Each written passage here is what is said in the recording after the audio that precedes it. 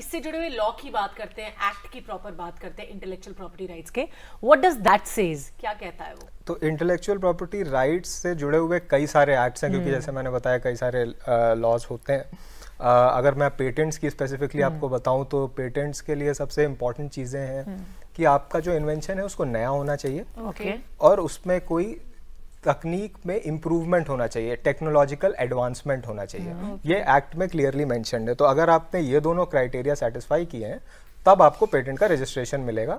और एक्ट ये कहता है कि आपको 20 साल तक ये राइट है कि एक बार आपको जिस डेट से आपने फाइल किया था उस डेट से लेके 20 साल तक आप किसी और को रोक सकते हैं वो पेटेंट को यूज करने से, पेटेंट को यूज, या आप उससे चार्ज कर सकते हैं उस पेटेंट को यूज करने के लिए। तो अगर जैसे मैंने पेटेंट कराया और उसके बाद किसी को चाहिए कि भाई मुझे आपकी टेक्नोलॉजी यूज करनी है, तो वो मुझे पेमेंट करेगा और मैं उसको अपना पेटेंट यूज करने का राइट दूंगा। उसको लाइसेंसिंग, जो टिपिकली लाइसेंसिंग एग्रीमेंट्स वगैरह होते हैं, तो ये आपका पेटेंट्स हो गया। अब इसी तरह अगर आप ट्रेडमार्क में जाएंगे तो ट्रेडमार्क में होता है कि आप एक ट्रेडमार्क फाइल करके ग्रांट होता है, मान लीजिए रजिस्टर होने में आपको साल भर का टाइम लग गया, जिस डेट से आपने फाइल किया था उससे 10 साल तक आपके पास राइट है उसको यूज करने का।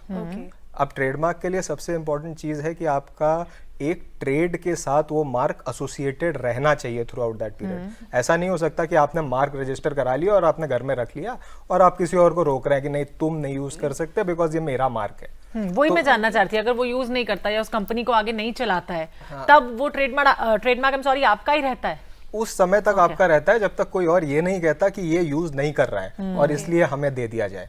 अगर वो दूसरा आदमी ये एस्टैब्लिश कर देता है कि आप यूज नहीं कर रहे हैं पर आपने रखा हुआ है, तब वो ट्रेडमार्क उस दूसरे व्यक्ति को मिल सकता है। साथ में ये भी है कि अगर आपने ट्रेडमार्क रजिस्टर कराया, जैसे पेटेंट 20 साल के लिए था, ट्रेडमार्क 10 साल के लिए होता है। सबका टाइम फ्रेम अलग अलग, सबका टाइम फ्रेम अलग अलग है। तो ट्रेडमार्क 10 साल के लिए रहता है और 10 साल के बाद आपके पास ये ऑप्शन होता है कि आप उसको फिर से 10 साल के लिए रिन्यू करवा सकते। पेटेंट में ऑप्शन नहीं था। पेटेंट में 20 साल के बाद पब्लिक नॉलेज, उसके बाद वो कोई भी यूज कर सकता है। And in case of copyright? Copyright में आपके पास 2 ऑप्शंस हैं। अगर आप एक आदमी ने, जैसे मैंने कुछ पेंटिंग बनाई और मैंने वो पब्लिश कर दी, अगर मैंने अपने नाम के साथ पब्लिश करी है तो मेरी डेथ के 60 इयर्स तक कॉपीराइट एग्जिस्ट करेगा उसमें। और अगर मैंने अपने नाम के साथ नहीं पब्लिश करी है तो फिर जिस डेट को वो पब्लिश हुई है उससे 60 इयर्स तक कॉपीराइट एग्जिस्ट करेगा।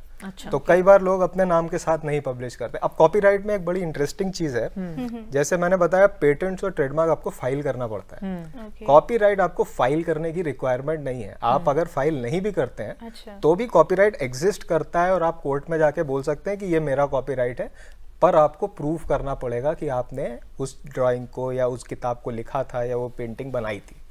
लेकिन अगर आपने पेटेंट और ट्रेडमार्क की बात कर रहे हैं तो वहां पे आपको रजिस्ट्रेशन कराना जरूरी है। ट्रेडमार्क में भी एक प्रोविजन है कि आप अगर नहीं भी रजिस्ट्रेशन करा रहे हैं, जैसे आपने देखा होगा कि कई बार TM लिखा रहता है कई सारे प्रोडक्ट्स के ऊपर, उसका मतलब होता है कि ये ट्रेडमार्क रजिस्टर्ड नहीं है लेकिन मैं रजिस्टर करवाऊंगा या मैं उसका यूज करूंगा रजिस्ट्रेशन करवा के।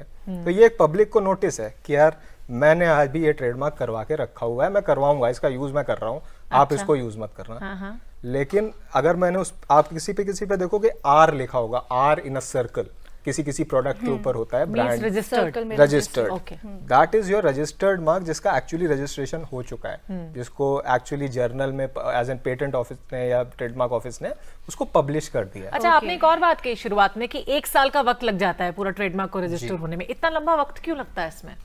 जी, उसका कारण यही है कि आपको ये देखना पड़ता है, हमारे पेटेंट ऑफिस को या ट्रेडमार्क ऑफिस को या जो भी इंटेलेक्चुअल प्रॉपर्टी ऑफिस है, उनको ये पता करना होता है कि कहीं ऐसा तो नहीं है कि किसी और के पास ये राइट ऑलरेडी था। वो चेक करते हैं, एग्जामिनेशन करते हैं और उसके बाद एक रिपोर्ट निकालते हैं आफ्टर वेरिफिकेशन, उसमें समय लगता है।